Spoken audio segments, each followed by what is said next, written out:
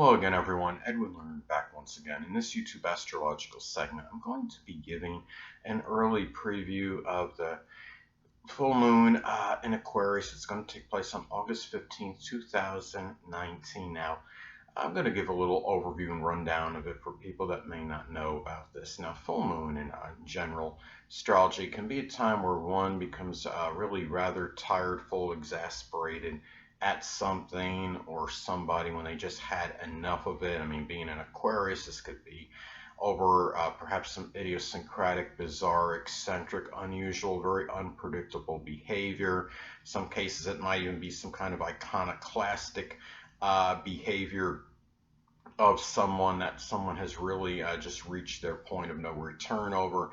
It could be, excuse me, it could be something too where something Aquarius like could come to an end at this time. It could be something connected with an Aquarius type profession such as aerospace, astronomy, astrology, esoteric subjects in general, computers, electronics, innovation, anything that could be Aquarius related.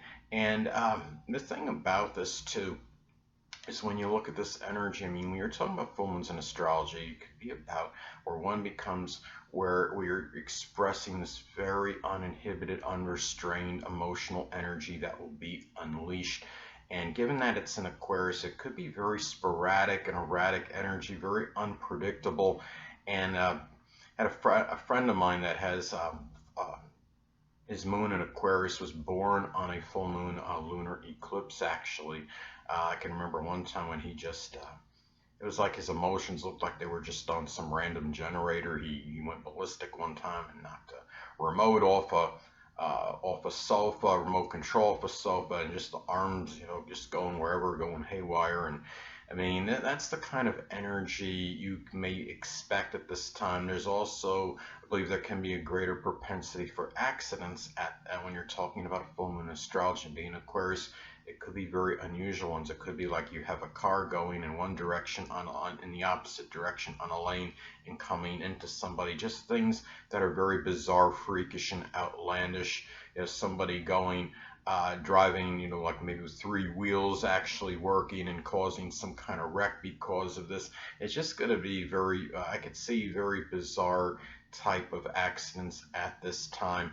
And really at this time as well, I mean, you're talking about, I mean, this full moon will likely be very more pronounced and prominent because it is a singleton. It's the only planet that's going to be in an air sign, and it's at a critical degree, 22 degrees for fixed signs. I mean, that is a critical degree, and it's going, I believe it will put a lot more emphasis on this energy at this time. I mean, I'd be very careful, people that are driving during this time of this full moon. And in some cases too, when you're talking about full moons in astrology, they could be about the unveiling or revelation of something. It could be about the unveiling or revelation of some kind of, maybe a person that was very non-conforming that you weren't aware of, or somebody that's more unique, unorthodox, unusual, or even bizarre or eccentric. But on the positive side, it could reveal in some cases, I believe, some kind of like ingenuity or genius quality, and a lot of that could be predicated, of course, on what house it lands in one's chart. If it falls in the third house, it could be perhaps a sibling or a cousin or a neighbor you may know. If it's in your first house, it might even be some self-revelation that you become cognizant of some kind of genius quality that you may not have been quite aware of before, and you were not giving yourself enough credit for. And anyway, the thing about this too is that when you look at this when you look at this full moon, it's going to be, you're going to have a number of oppositions to it, to a lot of egocentric Leo energy. You're going to have the opposition with the Sun and with Venus, and you can make a case of long opposition with Mars.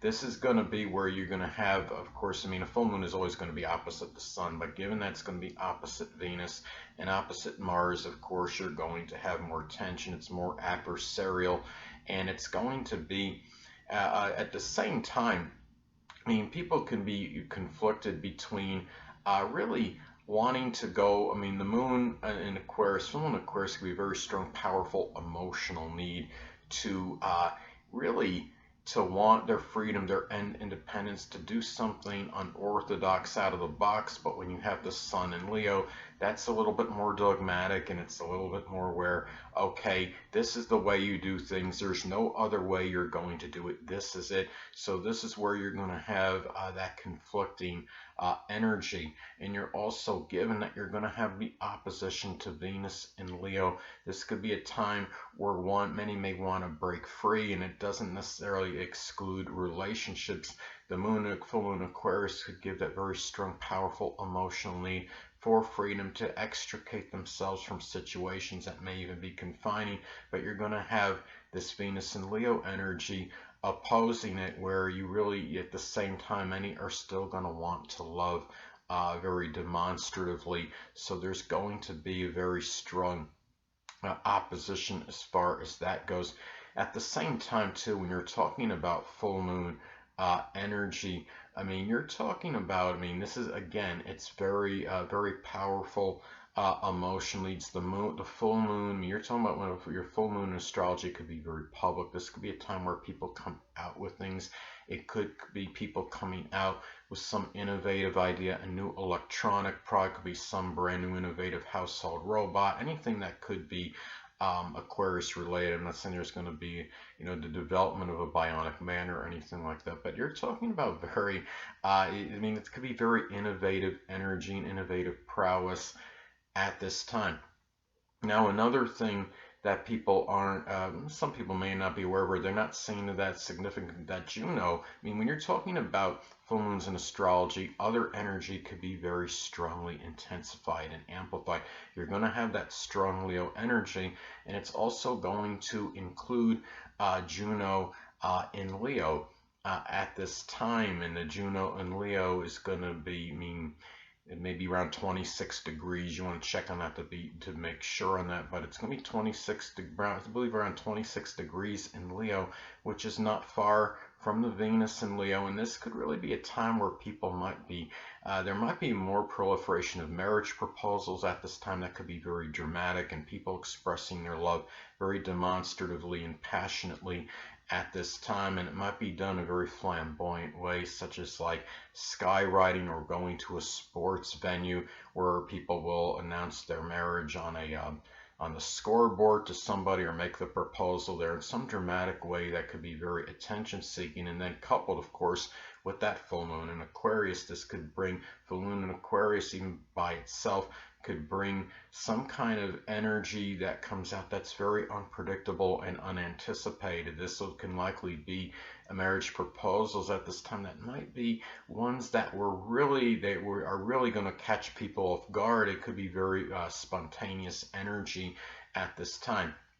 And given that you're going to have the South Node in Capricorn in fairly close proximity to Saturn, closing in on Saturn, where it's not yet at a separating conjunction from Saturn, but the fact that it's closing in on it can indicate that many people will be trying to get away from authority, and it might be the opportune time where, given that you're going to have the full moon in Aquarius, where it could be very strong, powerful energy associated with freedom, independence, extricating oneself from an authoritative situation or being under the auspices of some person. So that is how I think a lot of this energy may manifest at this time.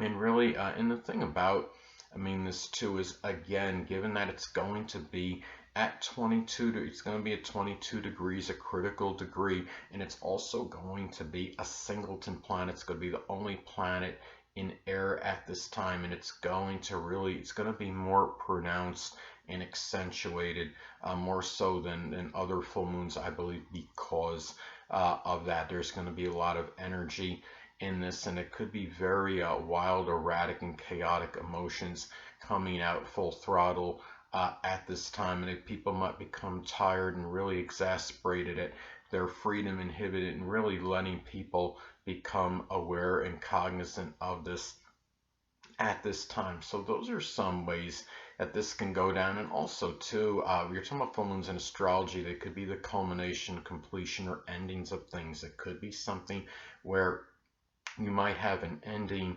to some kind of Aquarius career. It could be something like, for example, Aquarius energy could be an end of a position in aerospace, astronomy, rocket science, astrology, anything esoteric, electronics, computers, working as an innovator, or it could be the ending of some kind of erratic or sporadic situation. Say if it falls in your second house, it could be an erratic or sporadic financial situation where you had a lot of financial fluctuations, or in the seventh house, it could be a relationship that was kind of fluctuating, very sporadic, going up and down, very unpredictable. It might be a time where you decide to have it end, or maybe the decision is made for you by a significant other. So those are some ways that it could go down. Let's say if you have it in the 8th house, it could even be a very unanticipated inheritance, and a lot of it could be predicated and dependent on aspects. This makes the points in your chart. If it's something